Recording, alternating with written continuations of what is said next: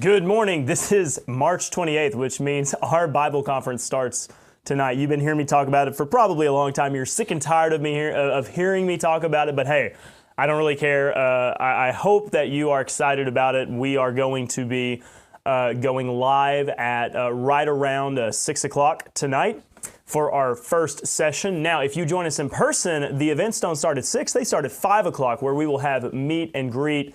We will have pizza, we'll have some fellowship and some fun times, and then we will lead right into the Bible conference. Very excited about that. I have been prepping, and I know that my entire family is ready for me to be done because it's been a lot of work, but hopefully it'll be well worth it.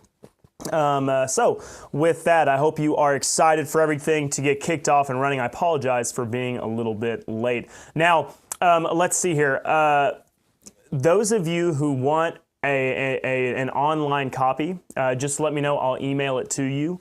I sent out a few emails last night containing the PDFs to all of the notes. So if you would like just the PDF files for sessions 1 through 7, the whole thing, let me know.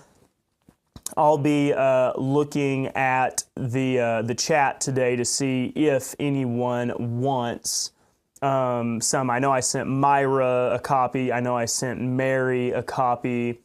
And so just let me know. If you would like an online PDF file of the notes for the entire conference, just let me know. I'd be happy to share those with you. Rick did send me a text message last night saying he flew in and drove in up from DFW, our friend from North Carolina who will be joining us for the conference in person. His second time, note second time, he will be at our church there. And very excited. Rick, I'll see you soon. Right now his view probably isn't great because it's rainy, it's cloudy, stormy, but I think the weather should clear up as the day goes on a little bit. And I know we'll be having a few others join us, some from the area and then some from Texas. And with that, really excited. Ken wants a copy. Okay, Ken, I'll get that sent to you. And if I don't get it sent to you before the conference tonight, just remind me, okay? So good deal. So Mary and Myra have already seen the contents of it, right? So no spoilers now, Mary, Myra. No giving the ending away. All right. Well, let's see here. A few things that I want to discuss today. So first of all, I just want to make a note how nice it is to have masculinity back in the White House. J.D. Vance was or is a Marine, right? There's no such thing as a former Marine, but he served in the Marine Corps, and he visited, I can't remember which base it was, one of the Marine bases, and talked to the Marines. There were some videos of him shooting. It looked like one of the new infantry rifles, as well as one of the belt-fed machine guns, and I think also a howitzer. This is how you get a good military back in place. Actually having men in charge and motivating young men to get back into the game. I thought that the OSU wrestler who, Wyatt Hendrickson, I believe that's his name, or maybe it's just Hendricks, beating Gable Stevenson, which is considered by many to be one of the greatest wrestlers ever. To see him, a member of the Air Force, big, strong guy, stand up, American flag, salute Trump, it's got to have you feeling good. Like our military's actually back in a good place. And I just really, really hope that J.D. Vance or whoever runs in 2028 is able to win to keep our military strong, because it's only going to take a few more back-to-back years of AOC, Kamala Harris is done, but like AOC, Gavin Newsom, something like it's only going to take a few administrations of Democrats to get our military back in a bad place. It wouldn't even take one. A single Democrat would put our military back in a bad place, because they'd be more worried about transitioning the soldiers into, from men to women or whatnot, as opposed to, learning how to kill bad guys, which is what the military is supposed to do. So that's a very, very encouraging thing to see. I like it. I think it's also very pro-Second Amendment.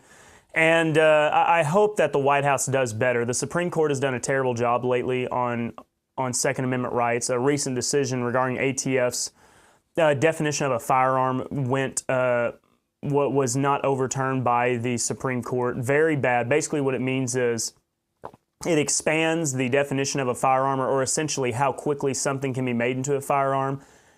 Essentially saying if you have a block of aluminum, it can quickly be turned into a receiver. So it needs to be serialized, and it's absurd is what it is. It's illogical. It cannot actually be logically enforced by the ATF. What it can be used, though, is to it can be used to go after firearm companies and private citizens, and it does not protect individual rights. Conservative media does a very poor job. They will, conservative media, whether it's Fox News, how conservative are they? I don't know, not really, but Fox News, the Daily Wire, what have you, they are very good about just speaking out in general statements about the Second Amendment, but when it comes to the intricate details of it, that they really fall short.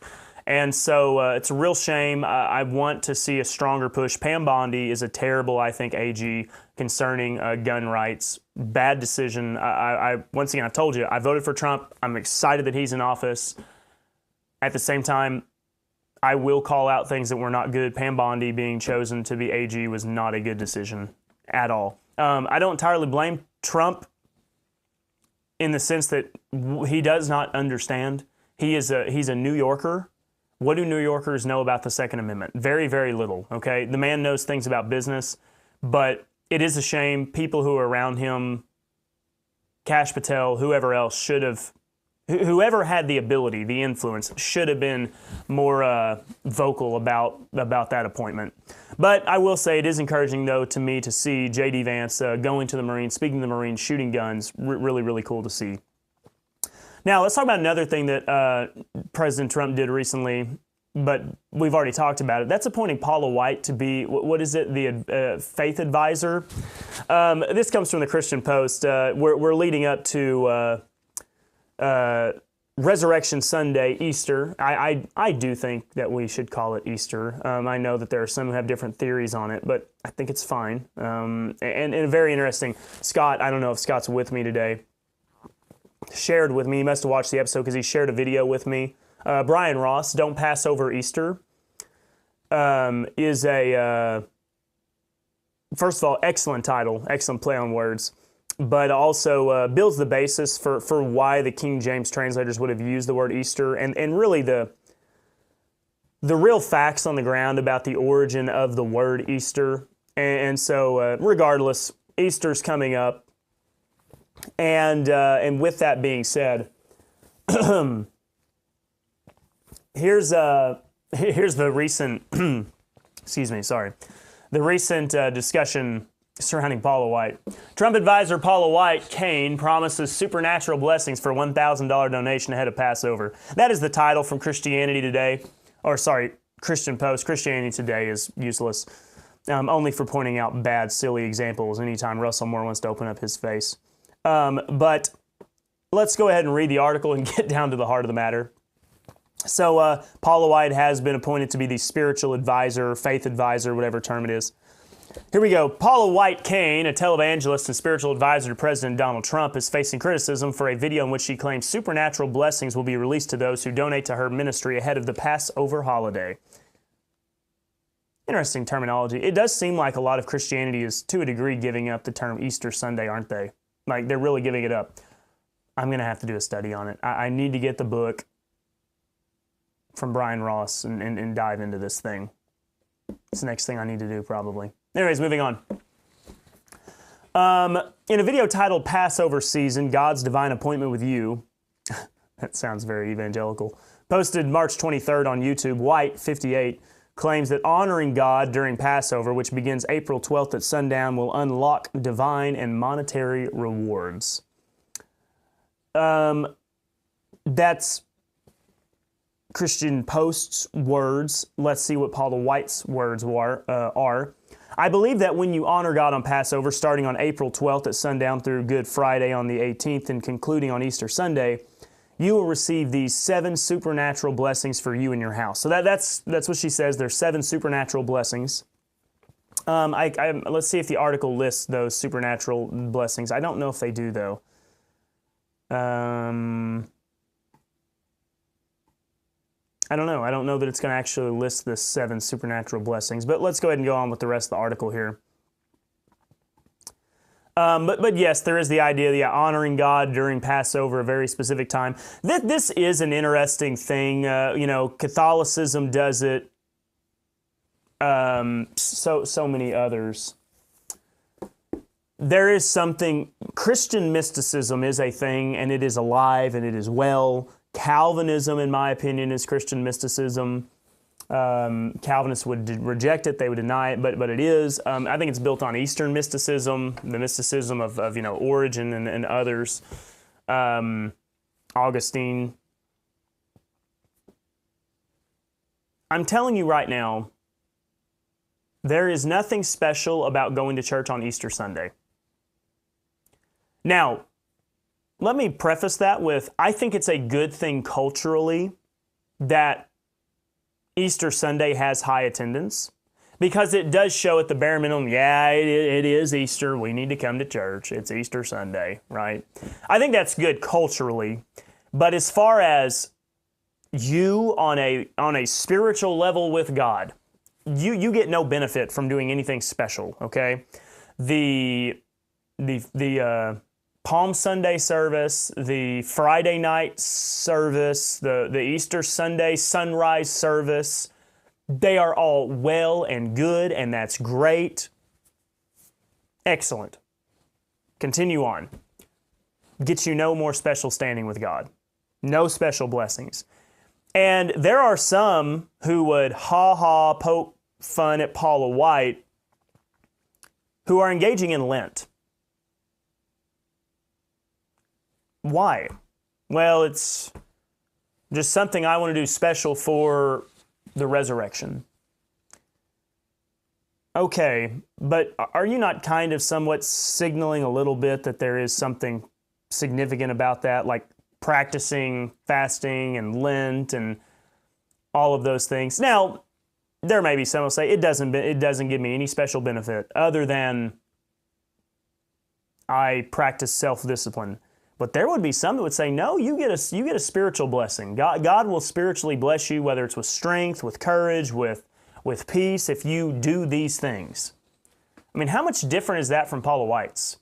Because I think the spiritual prosperity gospel, the mental prosperity gospel, is very much a real thing. That the idea a Christian should not struggle with depression, a Christian should not struggle with fear, a Christian should not struggle with fill in the blank. I mean, there is this idea of a spiritual prosperity message that's out there. It's very prevalent.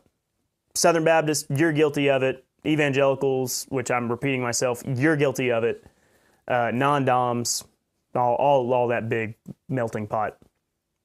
So, I don't know, before you poke fun at Paula White, look at yourself. Even, I would say, maybe some of the people at the Christian Post, which the Christian Post is much more conservative, but they're also still very much evangelical in a lot of ways. So, with that, let's go ahead and read the rest of the article a little bit further here. Citing Exodus 23, White lists the blessings as God will assign an angel to you. He'll be an enemy to your enemies. He will give you prosperity. He'll take a sickness away from you. He will give you long life. He will he'll bring increase in inheritance, and he'll give a special year of blessing. You know, credit to Paula White for taking the Bible literally, just not rightly dividing it. Right? Because there are preachers all over the board, whatever denomination, whatever affiliation, I don't care. They will teach application salvation messages out of Exodus. Absolutely. Absolutely. And then they get to, let's just see what Exodus 23 says. Let's go to good old Biblify. Go to Exodus chapter 23. Of course, this is when the law is being given, folks.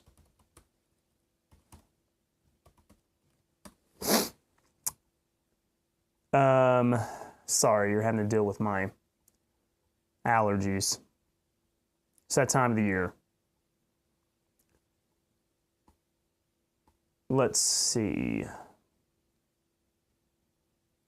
Verse 20, Behold, I send an angel before thee to keep thee in the way and to bring thee into the place which I have prepared. Beware of him and obey his voice. Provoke him not, for he will not pardon your transgressions, for my name is in him. But if thou shalt indeed obey his voice and do all that I speak, then I will be an enemy unto thine enemies, an adversary unto thine adversaries. For mine angel shall go before thee and bring thee in unto the Amorites and the Hittites and the Perizzites and the Canaanites and the Hivites and the Jebusites and the Democratites, and I will cut them off. I may have added one of those in there. Thou shalt not bow down to their gods, nor serve them, nor do after their works, and go on. And ye shall serve the Lord your God, and he shall bless thy bread and thy water, and I will take sickness away from the midst of thee, and there shall be nothing cast their young, nor be barren in thy land, and the number of thy days will fulfill. It goes on from there.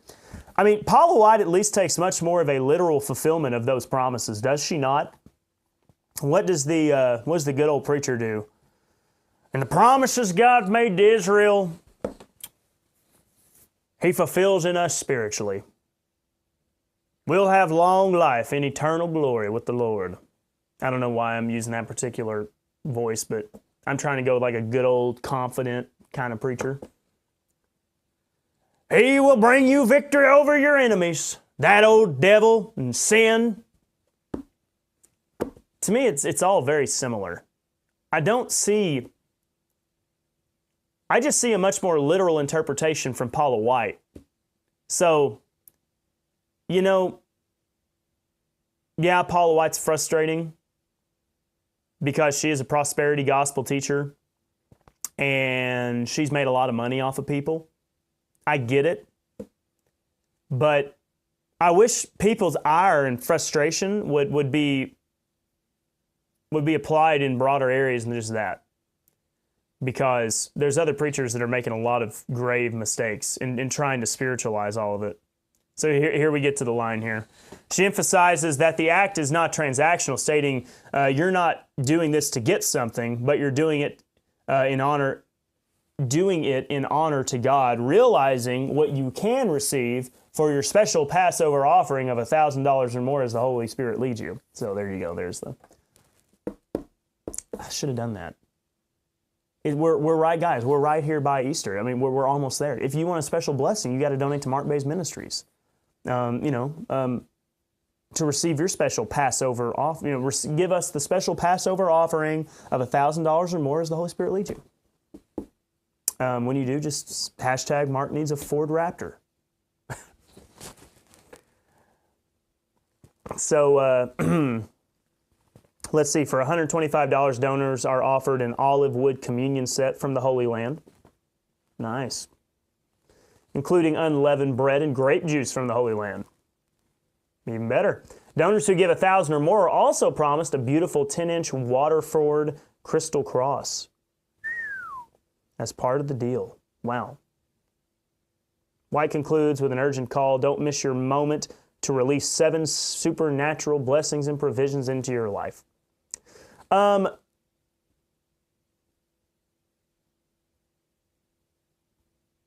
Once again, yeah, that's silly, but also give to the church and see how God will provide.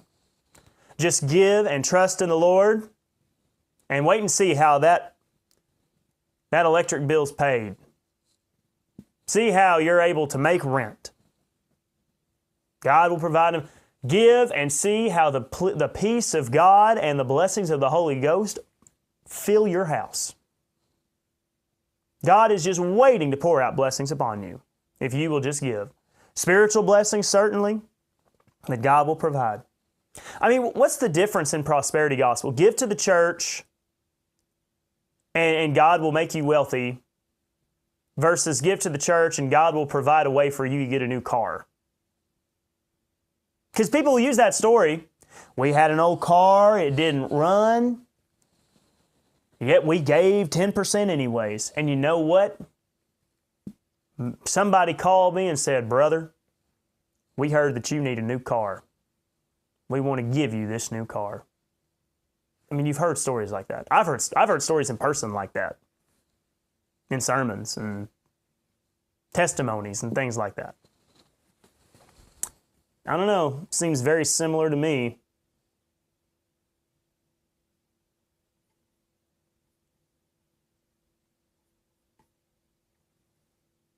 Chuck, who has a mind of his own here, says, I'm sorry, but I'm disagreeing with you, Mark. She knows she's a con. I mean, probably. Do you? And here's the thing. I'm actually probably going to trust Chuck on this because he's been around longer than me, and he's probably seen Paula White more than I've.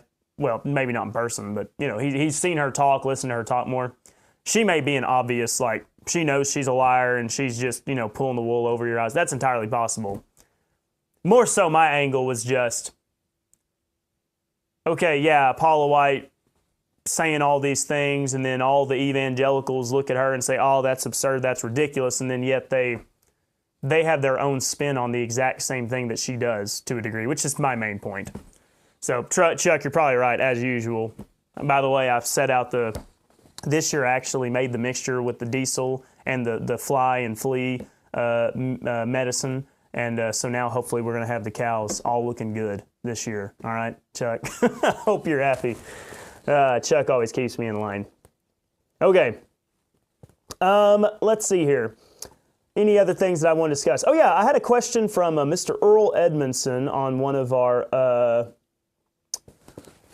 I think it was maybe our last day's study, or maybe it was actually, no, it may have actually been one of our Shields and Arrows episodes. I want to go ahead and go to it just so I know which video it actually was. It doesn't make a difference, but yeah, on Shields and Arrows, I think from yesterday. So here's his question. I don't know how the believers at the end of the 1,000 years are moved, translated into eternity. So the way I read your question there is, Mark, I don't know how the believers living in the millennium, because you said at the end of the 1,000 years are moved, translated into eternity. So these would be the people living on earth in the millennial kingdom, and how they will be translated. This is a tough question because I don't know how much detail there is. So, first of all, here's an interesting question. Is everybody living in the millennial kingdom going to have a glorified body? I don't know that they will. Because we know that Satan will go out at the end of the 1,000 years to deceive the world one more time. You'll have the battle of Gog and Magog. This is Satan. He is cast into the bottomless pit, shut him up, and set a seal upon him that he should deceive the nations no more, till the 1,000 years should be fulfilled, and after that he must be loosed a little season.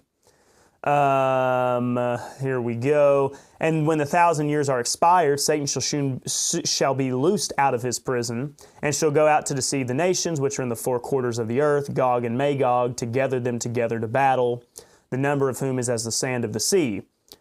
And they went up upon the breadth of the earth, and compassed the camp of the saints about, and the beloved city, and fire came down from God out of heaven, and devoured them. So then what you have is, I think on the same heaven and earth, then you have the great white throne. Okay? And you have the dead, small and great, stand before God. And the dead were judged out of those books. Or judged out of those things which were written in the books according to their works. The sea gave up the dead, and the death and hell delivered up the dead, and they were judged according to their works. And whoever was not found written in the book of life was cast into the lake of fire. Essentially, all of the dead.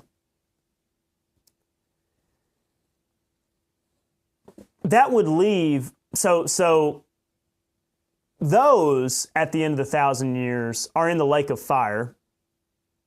The lake of fire seems to be the only carryover, because we know that they will be tormented forever and ever. That's verse 10. The devil was cast into the lake of fire, and the false prophet, they shall be tormented day and night forever and ever. So the lake of fire is going to persist even into the new heavens and new earth. So what that leaves you with is the saints. You could even say the saints of old who were resurrected, the saints who were killed in the tribulation, the saints, well, that would be it, I guess. The saints of old, the saints in the tribulation, they have received, I believe, their glorified bodies. Then you also would have the people who were maybe born in the days of the millennial kingdom. Now, I know there's people who say, oh, there's no marriage, no baby. Well, then you haven't read the Old Testament, because the Old Testament describes those things. So you would have those people. What about the people who were not Old Testament saints, not tribulation martyrs, who don't follow Satan at the end of the 1,000 years? I think that's what Mr. Edmondson's getting at here. What about them? And I guess as well, maybe for those with glorified bodies. Do they have glorified bodies in the millennium? I don't think so, because otherwise, I guess I would say they don't, because they could have been deceived. And I don't think a glorified body can be deceived. So how is it done? How does it happen? I mean, if we look at the end of chapter 20, look at the beginning of chapter 21. And whosoever was not found in the book of life was cast into the lake of fire. And then John just says, and I saw a new heaven and a new earth, for the first heaven and the first earth were passed away, and there was no more sea. He just sees it. There it is. Is God going to speak it into existence? If we picture God creating in Genesis 1, it was just, and God said it, and there it was. I don't know how much time does it take? I mean, is it just like new heaven and new earth? It doesn't even seem to be that he describes it as coming into shape. It's just, there it is. So it's very much instant. If we go over here to 1 Peter, 1 Peter has a few interesting things to say about this world. If we go down here,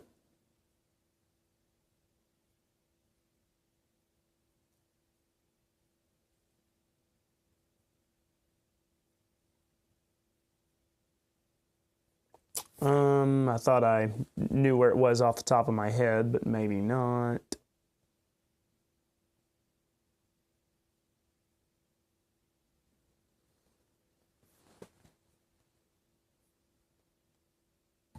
Let me go to Blue Letter Bible. Do a word search. One of these days, Nathan's going to make a word search, and I'll never have to go to Blue Letter Bible again. 1 Peter... Oh, no, it's 2 Peter chapter 3. That's why I was wrong. 2 Peter chapter 3. Here's what Peter says.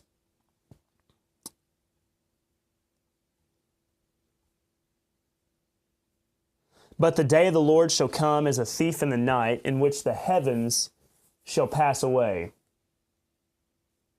Now, there would be some people who may want to say, well, the day of the Lord is the new heavens and new earth, because the kingdom is already now. Then you go back to the problem of having to spiritualize so much in the Old Testament, and you got to spiritualize so much of Revelation. It is much better, and you don't have to do near as much spiritualizing to say, the day of the Lord comes as a thief in the night. And the day of the Lord is used in a broad sense a number of times. The day of the Lord can refer to the tribulation, but the day of the Lord can also refer to the millennial reign. And look what Peter says up here, verse 8. But beloved, be not ignorant as this one thing, that one day is with the Lord as 1,000 years, and 1,000 years is one day. So when you have the day of the Lord, guess what? 1,000 years. And then in those 1,000 years, the day of the Lord, in which the heavens shall pass away, at the conclusion of it all, with a great noise. So there will be a great noise, the heavens shall pass away, and the elements, this is the earth, shall melt with fervent heat. And the earth also and the works that are therein shall be burned up. And so with that, it'll all be dissolved, and then you'll have the new heavens and the new earth. I think it's all going to happen very quick. I would say those who, to go back to your question there, the believers at the end of the 1,000 years, how they're moved, translated into eternity, I don't know if we have a whole lot of how, but I would say probably it's going to be similar to what we see in 1 Corinthians 15. Because the earth melts with fervent heat. All of a sudden in Revelation, boom, there it is, new heaven, new earth. And we get down here,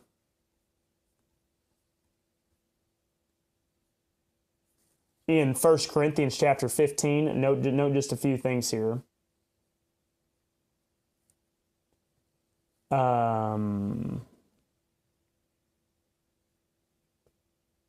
Behold, I show you a mystery. We shall not all sleep, but we shall all be changed in a moment, in the twinkling of an eye, at the last trump. Now, this is at the end of the tribulation, and those who inherit the kingdom. So in a moment, at the last trump, for the trump shall sound, and the dead shall be raised incorruptible, and we shall be changed. But how is this done? How quickly? In a moment, in the twinkling of an eye. It just seems all very quick to me. Even if we go to Isaiah, the last chapter of Isaiah is at Isaiah 64. Or is there even more to it than that? 65. Is there 65 chapters in Isaiah? And then here we go right here. That he who blesseth himself in the earth shall bless himself in the God of truth, and he that sweareth in the earth shall swear by the God of truth, because the former troubles are forgotten, because they are hid from mine eyes. For behold, I create new heavens and a new earth, and the former shall not be remembered, nor come into mind. I mean, it'll just be, not even remember it. But be ye glad and rejoice forever in that which I create. For behold, I create Jerusalem a rejoicing, and her people a joy. And so you have the descriptions there of all the pictures here, and it shall come to pass that before they call, I will answer. So anyways, I think it's all going to be very quick. That's about the most that I can say. I don't know how much description's really given there, is what I would say.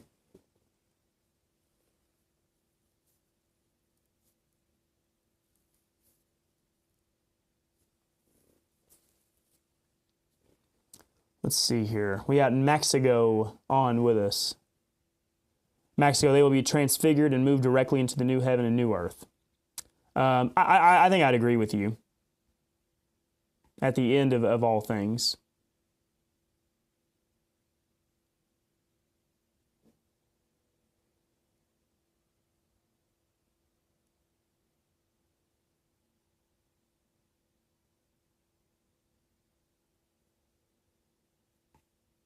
All right.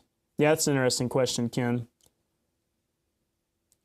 The interesting question is, what happens to those on earth? I speculate they are preserved in the third heaven when he destroys the current earth and heaven and earth, possibly. But if you're glorified in your body and you can't perish, then who knows? You maybe will just fly around. I don't know. And as far as where we are in those times, that's interesting as well. I think we'll be in the new earth. I don't think we'll be in the heavens, because the heavens and the new earth, is it really a new heaven, or is it the heavens, the sky above? There's probably some debate there. All right. Let's see here. Morning, Mama. Stacy's on with us again. Stacy, great to have you.